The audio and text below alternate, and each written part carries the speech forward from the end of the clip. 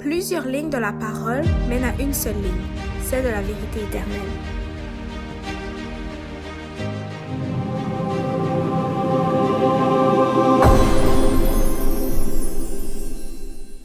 La Pride Night NHL, donc la soirée donc de LGBTQ+. Et donc, dans cette Pride Night NHL, donc ça sera une soirée où toutes les équipes, tous les joueurs porteront donc un chandail à l'effigie donc de l'inclusion homosexuelle, donc qu'on nomme aujourd'hui LGBTQ+.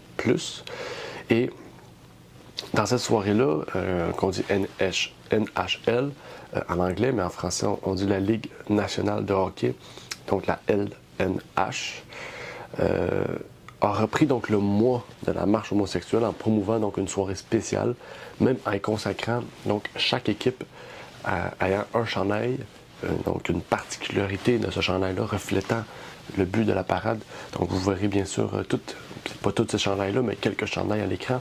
Vous verrez aussi que ceux qui ont produit ces chandails-là, ce sont des gens qui sont soit lesbiennes, soit transgenres, ça peut être des drag queens, qui sont des artistes et qui donc ont donné leur talent pour donc promouvoir l'identité homosexuelle au travers donc de leurs vêtements. Mais au travers de cela, plusieurs refusent d'y participer. Les raisons sont diverses, les raisons sont aussi similaires, mais au travers de cela, il y a peut-être l'aspect religieux, et c'est la raison pour laquelle aujourd'hui la vidéo va être faite. Le sujet du jour portera donc sur ces raisons et sur laquelle, en fait, est logique et plausible selon ce que la Bible nous dit, puisqu'on va relater toutes ces choses-là en lien avec ce que la Bible va nous dire à ce propos. Mais en lien avec cette Pride Night, la Bible, le journal nous dit, un journal de appnews.com nous dit: les ligues et équipes sportives utilisent souvent les soirées de la fierté pour accroître la visibilité et l'acceptation des personnes LGBTQ+, ainsi que pour vendre des billets. Et la NHL a été un chef de file en la matière.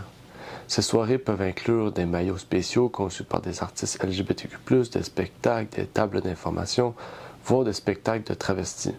Et elles sont largement plébiscitées.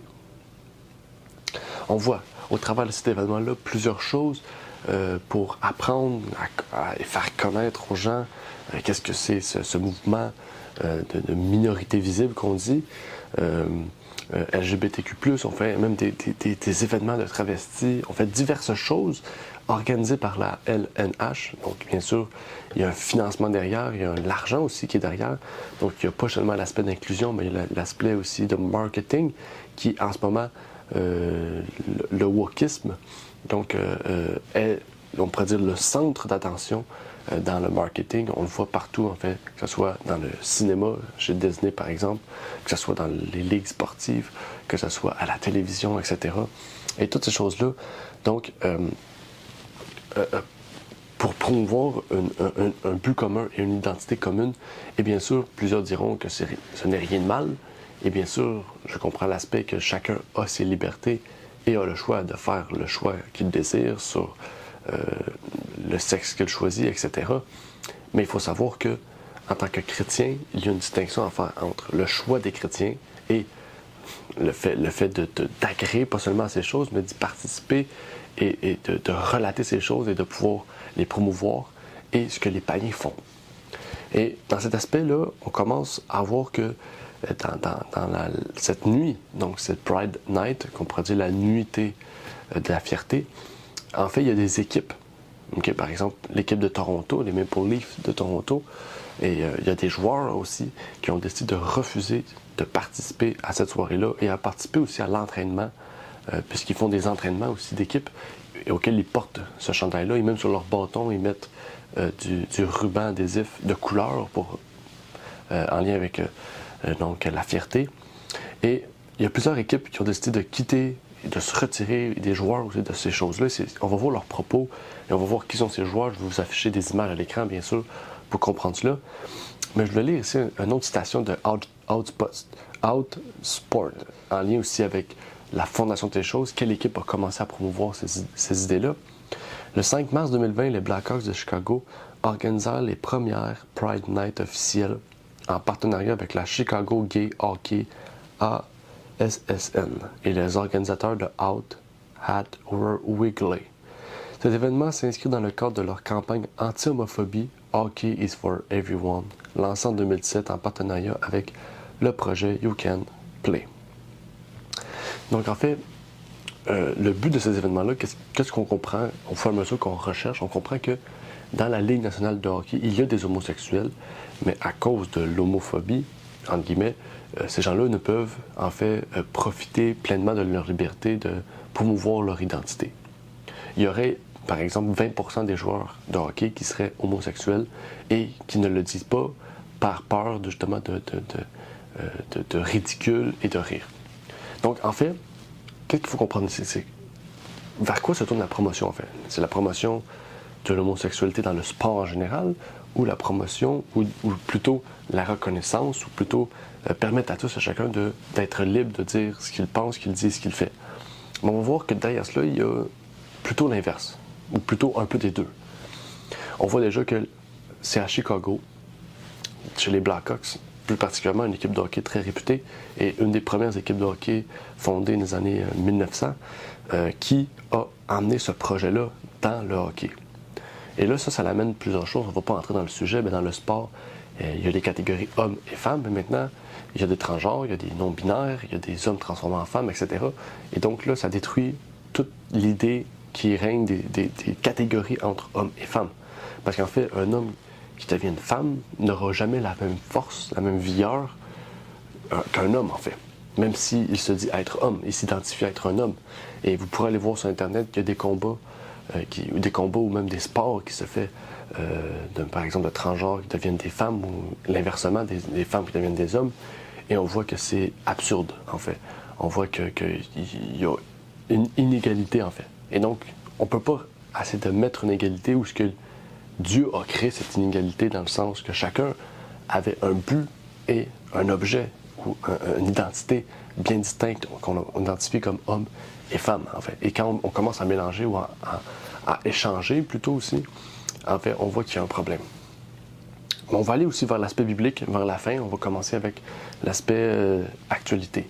Mais cet événement-là, depuis donc 2020, même avant 2017, on a vu que ça avait commencé, a mené aujourd'hui, en 2023, à une prise de position drastique. Par exemple, le premier joueur à se lever, c'est Ivan Provorov. Vous allez voir le visage de toutes ces personnes à l'écran, qui est un défenseur des Flyers de Philadelphie, qui a choisi de ne pas participer aux échauffements avec ses coéquipiers lors de la soirée de la fierté organisée par l'équipe en janvier dernier. Provorov, qui est originaire de Russie, a déclaré qu'il ne souhaitait pas participer en raison de ses croyances religieuses orthodoxes russes. Il faut savoir que dans les équipes de hockey, auparavant, la majorité des joueurs étaient américains ou canadiens. Aujourd'hui, près de 60% des joueurs sont encore américains et canadiens, mais 40% sont de d'autres pays. Donc ça peut être la Russie, majoritairement la Russie, la Suède, l'Australie, etc., etc.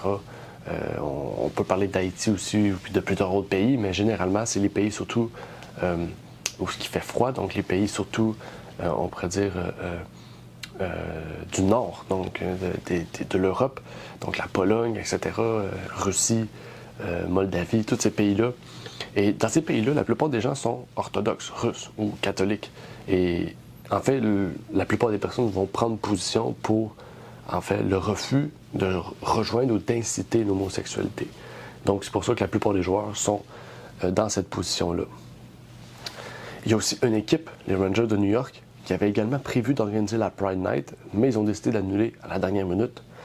Les Rangers comptent plusieurs joueurs russes dans leur équipe, notamment le gardien de but Igor Shesterkin et les attaquants Artemi Panarin et Vladimir Tarasenko, qui sont des joueurs et un goaler, un gardien assez lourd dans l'équipe, pesant, non pas seulement en termes de réputation, mais en termes de salaire aussi. Et donc, quand on voit plusieurs joueurs qui refusent d'y participer, même s'ils ne le font pas publiquement, l'équipe doit prendre une position, en fait. Soit de jouer sans ses joueurs, ou avec ses joueurs sans porter le maillot, ou soit refuser de faire le pas en avant. Il y a plusieurs autres équipes. Il y a l'équipe du Wild du Minnesota, aux États-Unis, qui a décidé aussi de porter le maillot le 7 mars. Et même l'équipe avait mis en vente un site de vente aux enchères sur lequel les fans pouvaient miser sur un maillot de la fierté porté par un joueur. Cependant, le site a été supprimé. Et cela pourrait être lié aussi au fait que Cyril Kaprizov, qui est la star de l'équipe en ce moment, un très jeune joueur, qui est russe, a eu des problèmes justement avec la justice récemment pour rentrer aux États-Unis, du fait qu'il était en Russie, qu'il avait un très bon rapprochement avec la présidentielle là-bas. Et donc, vous savez, États-Unis et Russie, c'est des pays qui ne marchent pas trop bien ensemble. Il y a aussi l'Associated Press, où est-ce qu'on dit que Leo Bushkin ne portera pas un maillot sur le thème de la fierté en raison de la récente loi anti-gay adoptée en Russie qui restreint les droits de la communauté LGBTQIA+. Et il y a aussi plusieurs autres joueurs, par exemple le joueur Eric et Mark Stahl, donc des frères. Au départ, ils sont 4 frères à jouer au hockey, mais 3 frères sont dans la Ligue nationale et maintenant, un après sa retraite, il en reste 2. Et eux sont dans la même équipe, ils sont de la Floride, donc de Panthers. Et eux n'ont même pas participé aux échauffements de l'équipe avant le match de jeudi contre les Maple Leafs, après avoir décidé de ne pas porter de maillot de la fierté. Les Panthers ont organisé à leur tour leur soirée annuelle de la fierté jeudi, mais sans eux. Voici leurs propos. Je voulais revoir leurs propos. En fait, qu'est-ce qu'ils ont affirmé? Les raisons pour lesquelles ils ont décidé de ne pas porter ce chandail, ou plutôt se représenter cette fierté. Voici ce que les frères Stahl nous disent dans les nouvelles au CBS. Après de nombreuses réflexions, prières et discussions, nous avons choisi de ne pas porter de maillot de la fierté ce soir, ont déclaré les 2 frères Stahl. Nous ne porterons aucun jugement sur la façon dont les gens choisissent de vivre leur vie et nous pensons que tous les gens devraient être les bienvenus dans tous les aspects du jeu de hockey. Cela dit, nous pensons que le fait de porter un maillot de la fierté va à l'encontre de nos croyances chrétiennes. Nous espérons que vous pourrez respecter cette déclaration. Nous ne parlerons plus de cette affaire et nous aimerions continuer à nous concentrer sur le jeu et à aider les Panthers de la Floride à gagner la Coupe Stanley. Exactement. Leur réponse est simple, courte, concis. Ils n'ont pas élaboré sur le sujet, ils ont resté simples, ils ont donné une raison. Okay? En fait, toutes les raisons sont valides, mis à part celle qui restreint la liberté des autres et celle qui porte un jugement envers les autres. Donc, s'ils auraient dit, par exemple, nous, on n'aime pas les gays, on ne veut rien savoir, par exemple, ce serait une mauvaise raison, même ça serait une raison absurde, surtout qu'on sait maintenant qu'ils sont chrétiens. Donc, leur meilleure réponse était que leur croyance chrétienne empêchait de pouvoir se joindre à cette identité parce qu'elle était contraire à ce qu'eux croyaient. Mais est-ce que la Bible est d'accord avec ça ou non? On va avancer avec d'autres équipes. Les Blackhawks, encore une fois, de Chicago, auraient décidé de ne pas porter de maillot sur le thème de la fierté à raison de l'adoption récente d'une loi russe restreignant les droits des personnes LGBTQIA, donc en Russie. La raison aurait été prise après des discussions avec le personnel de sécurité à l'intérieur et à l'extérieur de l'équipe. Pourtant d'autres. Ici, un autre joueur. Je vais lire un joueur, le premier joueur homosexuel à se révéler, donc publiquement, qui est un espoir des Prédateurs de Nashville, qui s'appelle Luke Prokop, qui dit, en lien avec justement ce soutien à la communauté, sa réponse à ceux et celles qui refusent de soutenir la communauté à laquelle il appartient, voici ce qu'il dit. Je partage la déception face à ce qui semble être un pas en arrière pour l'inclusion dans la NNH, a écrit Prokop sur son compte Twitter. Les nuits de la fierté ou la nuitée et les maillots de la fierté jouent un rôle important dans la promotion du respect et de l'inclusion de la communauté LGBTQIA+. Et il est décourageant de voir que certaines équipes ne le portent plus ou n'embrassent pas pleinement leur signification, tandis que d'autres se concentrent sur les joueurs qui ne participent pas plutôt que sur sa signification de la nuit elle-même.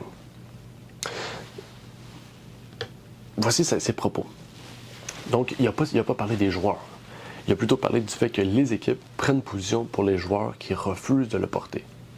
Donc, en fait, les joueurs, les équipes, les dirigeants de l'équipe, les joueurs, etc., tout le monde a une décision à prendre et à faire, à promouvoir ou non ces choses. Tout le monde a la liberté de le faire.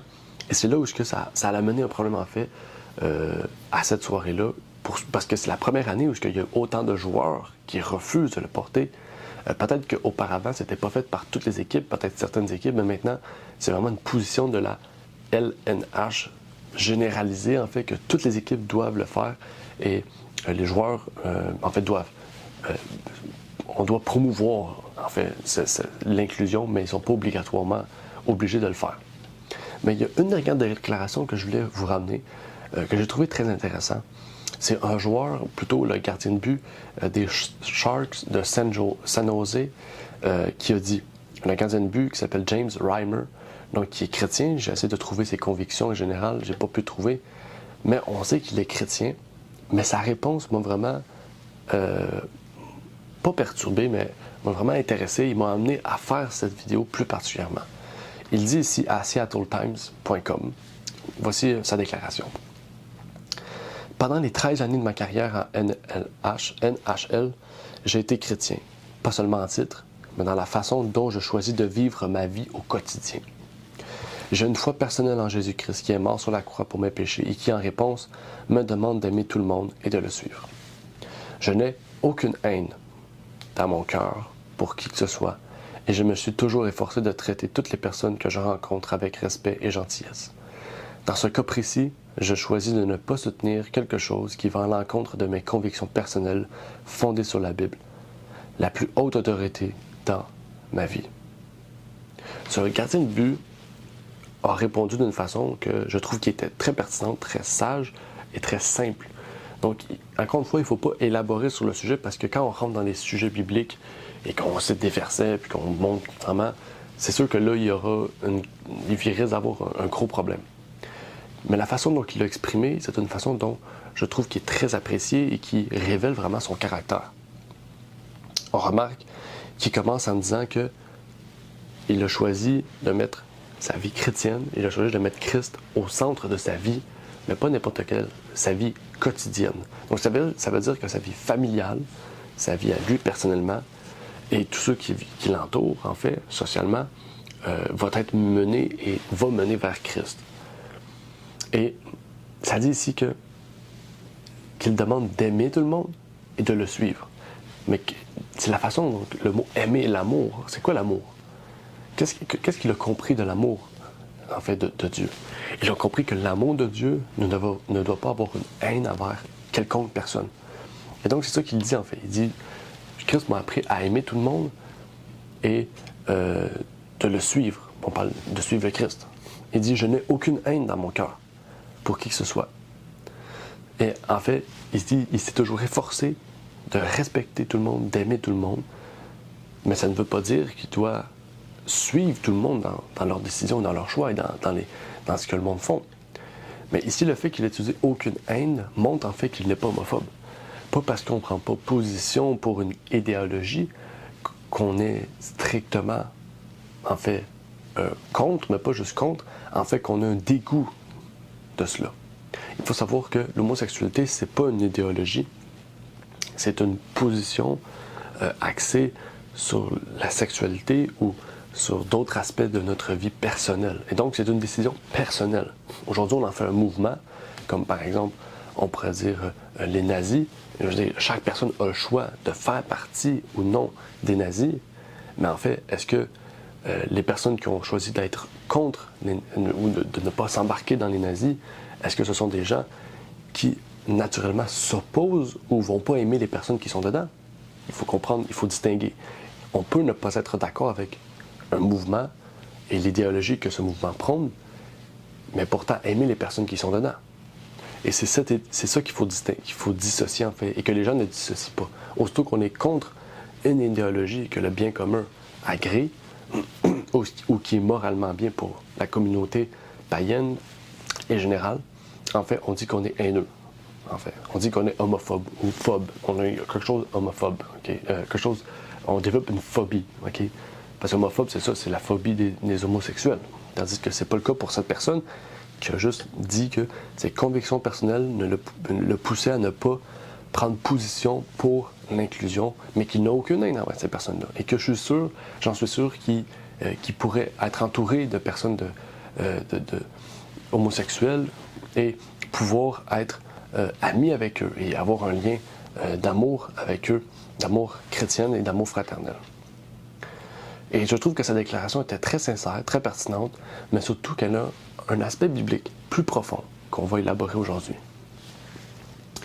La Bible nous dit, dans Lévitique 18, verset 22, « Tu ne coucheras point avec un homme comme on couche avec une femme. C'est une abomination. » Le mot « coucher » ici signifie avoir des relations sexuelles avec un homme. Okay? Avoir une relation sexuelle avec un homme, c'est une abomination pour Dieu. Et une abomination, c'est une chose que Dieu a en horreur. Donc, est-ce que Dieu a en horreur les personnes qui font cela? Non. Dieu a en horreur la relation que les deux personnes vont avoir, qui est contre-morale à ce que Dieu a déterminé. Il faut comprendre, hein? Parce que Dieu dit, qu'est-ce qui est une abomination? C'est l'acte. Qu'est-ce qui est une abomination? C'est la pratique et non pas les personnes. OK? Encore une fois, il faut bien comprendre. Et si coucher, on parle de l'aspect sexuel, de l'aspect d'une relation. Il faut comprendre ici. Dieu parle d'une relation.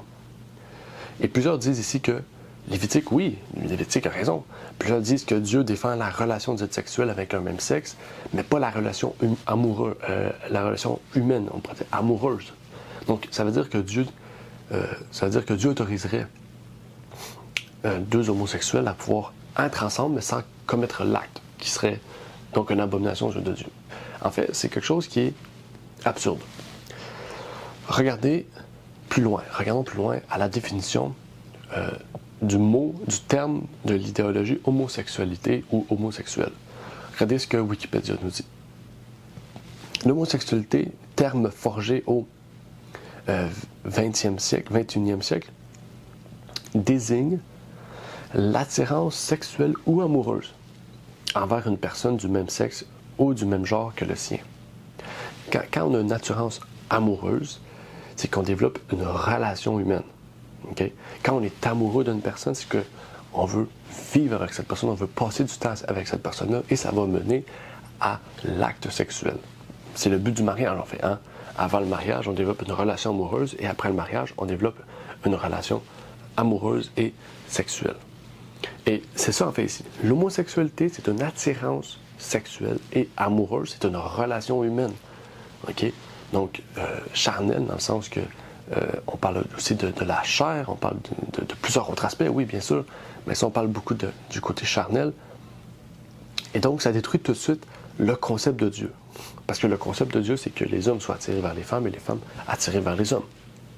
Le concept de Dieu et de l'homme sur l'homosexualité est le même dans le sens que, dans les deux cas, en fait, qu'on parle de l'homosexualité ou on parle du concept de la sexualité de Dieu, dans les deux cas, on se comprend, en fait, que dans les deux cas, Dieu parle d'une attirance sexuelle et amoureuse, homme à femme, et que l'homosexualité, c'est homme à homme, ou femme à femme, ou non-binaire, ou etc.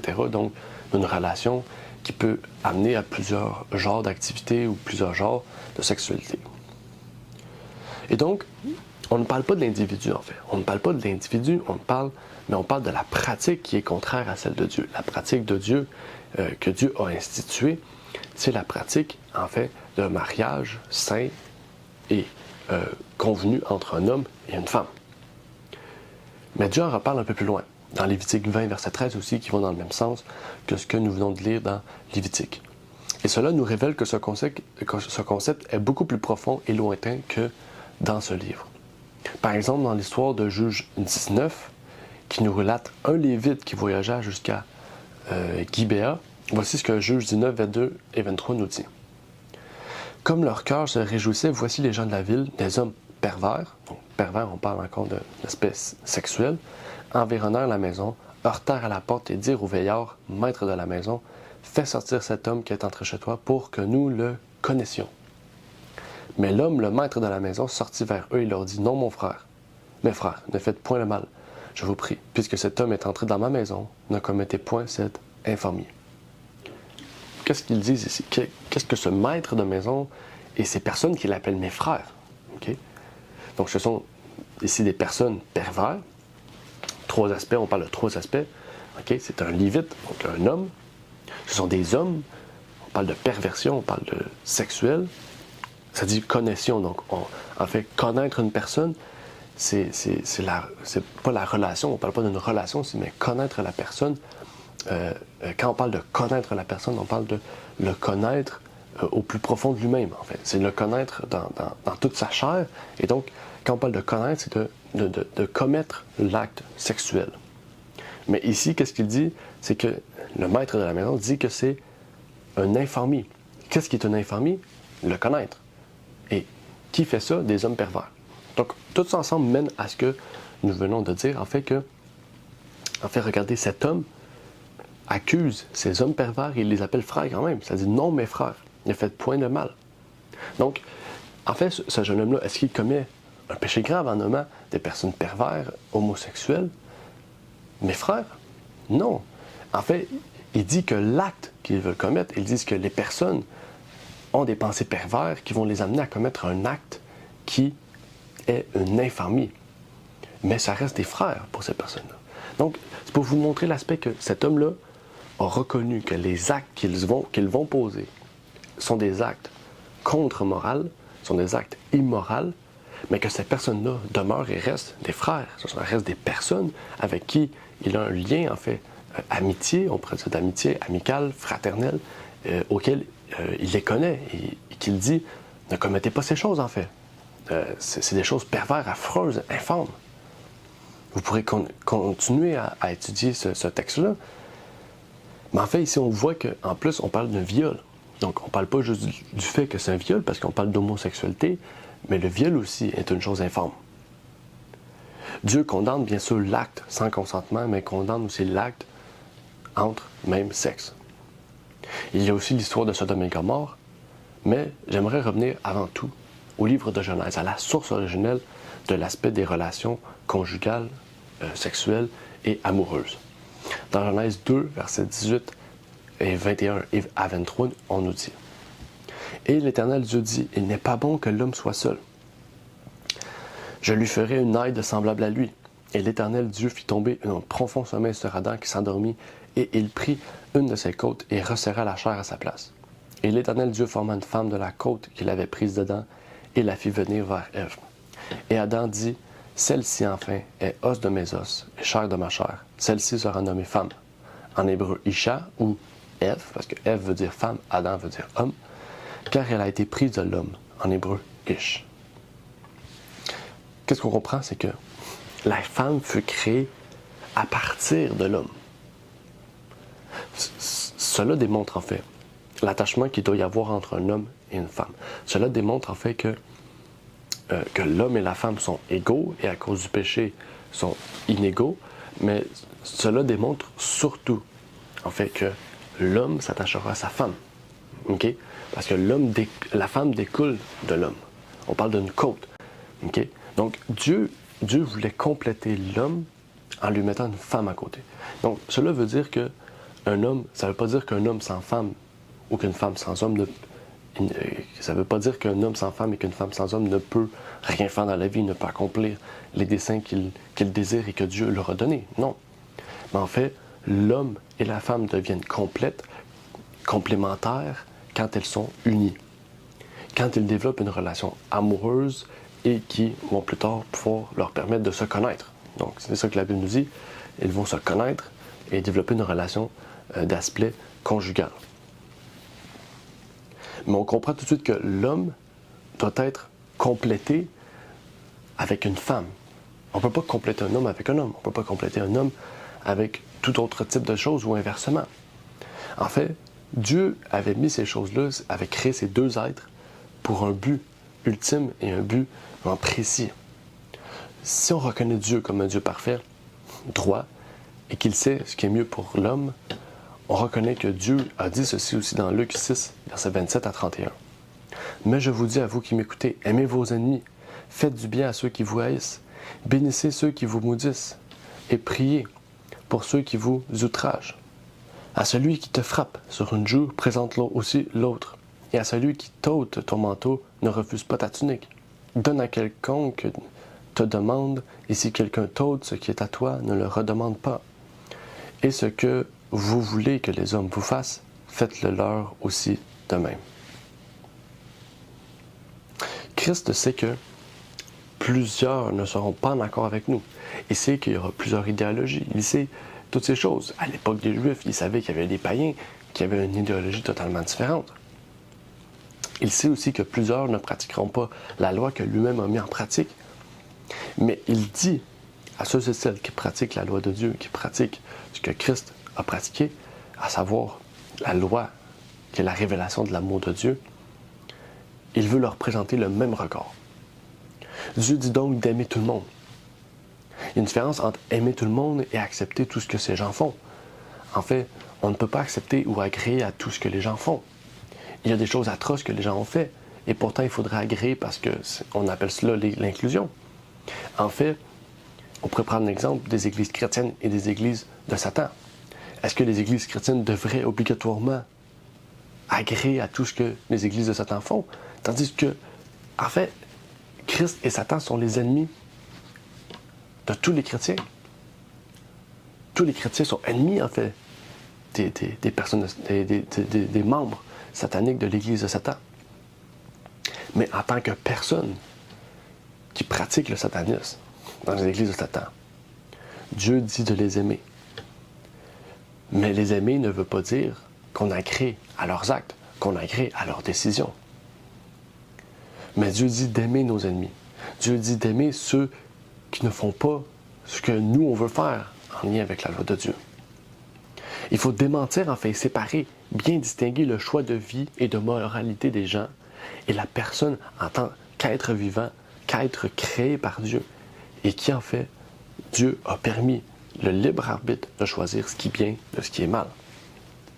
Récemment, j'ai entendu un journaliste qui a passé à TVA Nouvelles dans une émission sportive que je nommerai pas, que je l'ai retrouvée, à laquelle il parlait de la Pride Night, de la nuitée fierté gay, et qui dit, en fait, que les excuses religieuses devraient être sanctionnées et qu'il n'y a aucune raison, ce n'est pas une raison logique d'utiliser la religion pour ne pas participer à cette nuitée. Pour ce journaliste, en fait, si tu dis croire en Jésus, c'est parce que tu crois en l'amour. Et si tu crois en l'amour, ben, tu crois à l'inclusion. Et c'est là qu'on comprend bien que ceux du dehors qui critiquent les chrétiens, mais qui ne comprennent même pas le christianisme, qui ne s'efforcent même pas d'essayer de le comprendre, en fait, comment osent-ils dire que l'amour est l'inclusion, que l'amour est le fait d'accepter, d'agréer les actes et les choix de chacun? Tandis que ce n'est pas du tout le cas. En fait, par exemple, un philosophe va suivre ce que les philosophes vont dire. Il va être d'accord avec ce que les philosophes disent. Les philosophes, par exemple, disent que l'immortalité de l'âme n'existe pas, que quand on meurt, c'est un noirceur total et qu'on sommeille et qu'il n'y a plus rien après. Et donc, pour plusieurs chrétiens, ça serait une absurdité de dire cela. Mais, d'après ce journaliste-là, l'amour de Dieu dirait il faut accepter les philosophes et accepter ce que ces gens-là disent et être en accord avec eux, même si vous croyez différemment. Tandis que l'amour de Dieu ne dit pas cela. L'amour de Dieu dit, même si ces personnes-là disent quelque chose qui est faux, on doit aimer cette personne-là, mais pas être en accord avec ce qu'ils font, avec ce qu'ils disent, avec ce qu'ils promouvoient. En fait, il faut distinguer que l'amour de Christ n'est pas inclusif. L'amour de Christ est l'inclusivité des âmes comme étant des créatures de Dieu, mais elle n'est pas l'inclusivité des âmes plus leur choix qui les rendent pécheurs et qui nous amène aussi à dire, ben, si on accepte ces âmes, on doit accepter leur péché, et si on accepte leur péché, ben, on ne peut pas rien dire, en fait. Et donc, tout le monde est sauvé. On comprend, on vient amener le Jésus-Christ, on essaie d'amener un Jésus-Christ moderne, on essaie d'amener un Jésus-Christ qui est woke, mais Jésus a dit,